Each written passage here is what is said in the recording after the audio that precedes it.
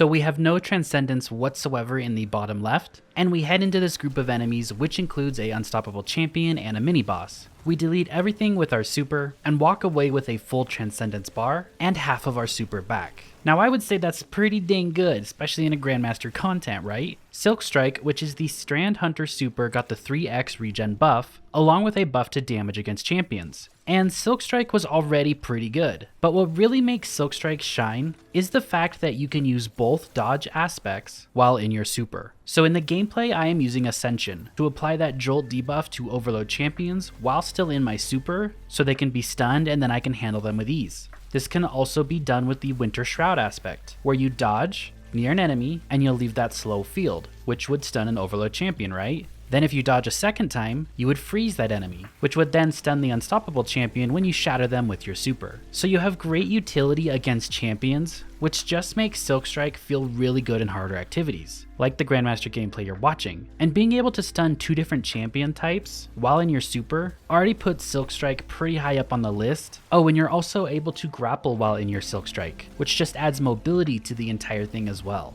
So that first aspect is completely up to you, whether that's Ascension or Winter Shroud. I was able to stun unstoppable champions pretty easily without Winter Shroud, so I went with Ascension because I like that Jolt debuff, I like the ad clear it brings, and the extra damage that it brings, while it's on a high health target like a champion or a mini boss. Plus, if you do Jolt a overload champion, if you continuously damage that champion, he will then be stunned again before the Jolt expires on him, which is really nice. And then your second aspect is again kind of up to you. I like to gunpowder gamble, and this plays into my survivability within the build later on, but this could also be Stylus Executioner for more survivability and going invis if you struggle with staying alive. Now for our grenade and melee, we're going to take Dust-Filled Grenade and Withering Blade.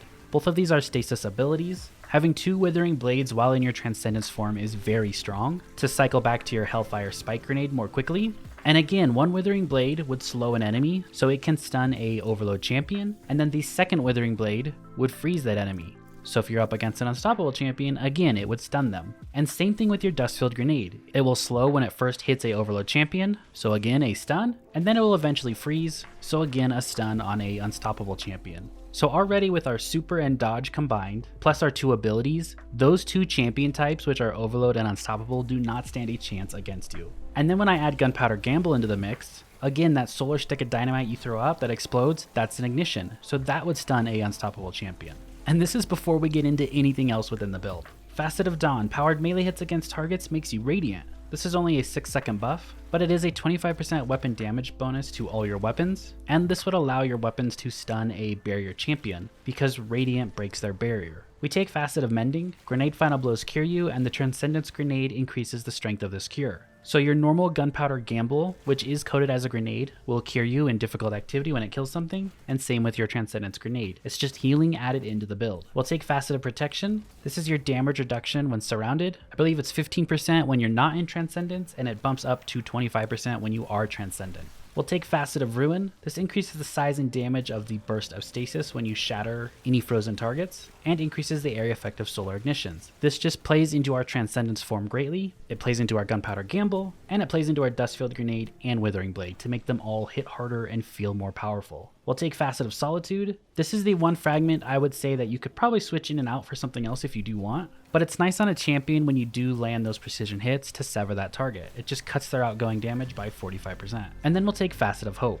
While you have an elemental buff, your class ability regenerates more quickly. I like to pair this with Ascension, or Winter Shroud really, because you just always have your dodge available then. And with Winter Shroud, when you slow targets, you get your dodge back quicker too. Now let's talk about our exotic of choice. How we get half that super back instantly is from Spirit of Galanor. Hits and final blows with your super will return super energy after it ends. Now the way this works with Silkstrike when I was testing it, is it's basically consecutive hits on enemies. So if you're up against a higher health target, like a champion or a mini boss, if you just hit them 6 or 7 times in a row, you'll get half your super back. But when you're against groups of enemies, you basically need to be able to continuously hit a enemy 6 or 7 times, right? So I like to use the light attack that swings the rope dart out in front of you to deal damage, because the energy return has just been more consistent with it. Also, the tip of the dart deals bonus damage, and defeating targets with the tip causes them to explode. That's where you see those cool strand explosions that go off in your super. Now your second perk is kind of open. The main one I'm sure a lot of people will gravitate towards is Spirit of Star Eaters, right? Make your super hit 70% harder. Now in the gameplay I did not have this on. And as you can see, our super did pretty good damage, right? I mean, we could handle 2 champions and groups of enemies just with our super alone. So even though Star Eaters is good, I ended up going with Spirit of Sturderachne. This is gain woven mail when you use your grenade. This is a huge tool of survivability for a 45% damage reduction that you can pretty much have up all the time. Because when you throw your dust-filled grenade, it procs this. When you throw your Gunpowder Gamble grenade, it procs this, which is why I like Gunpowder Gamble with the build. And then when you throw your Transcendence Hellfire Spike grenade, it will also proc this. And I want to make sure I can stay alive in difficult content, because really at the end of the day, when you're LFGing Grandmasters and you don't know what kind of randoms you're going to get, I would much rather sacrifice a little bit of my super damage to be able to survive and pick them up when I need to. For weapons on the build, Anarchy is great if you haven't tried it this season. If you pair it with the artifact mod that is kinetic impacts and concussive reload, it'll weaken champions or mini bosses, and it will stun unstoppable champions, which is nice. That's when you see me tag those unstoppables with it and then pop my super. Also, if you haven't used Vantage Point this season, use that as well. It's a new pulse rifle this season, and it gets the jolting feedback perk. So pulse rifles are unstoppable champion, right?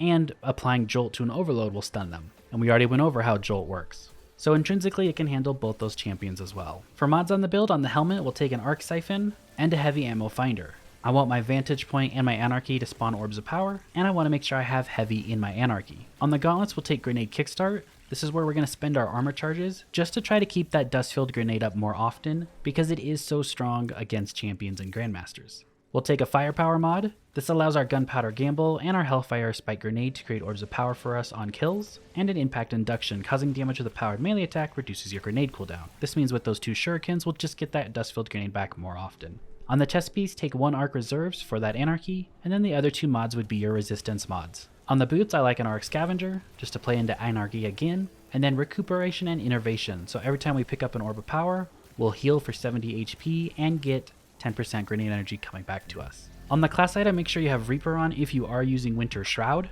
That way when you dodge near an enemy and get a weapon kill after that, you spawn an orb of power. I don't believe this actually works with Ascension though, which kinda sucks. We'll take Powerful Attraction, so when we dodge, we automatically pick up those orbs of power, and then a Bomber to reduce our grenade cooldown when we dodge. For stats on the build, aim for 100 Resilience. Again, that is always the stat you want to aim for. You can then push your Discipline and your Mobility up. Thank you so much for watching, I really appreciate it, and I'll see you guys all in the next video. Have a great rest of your day.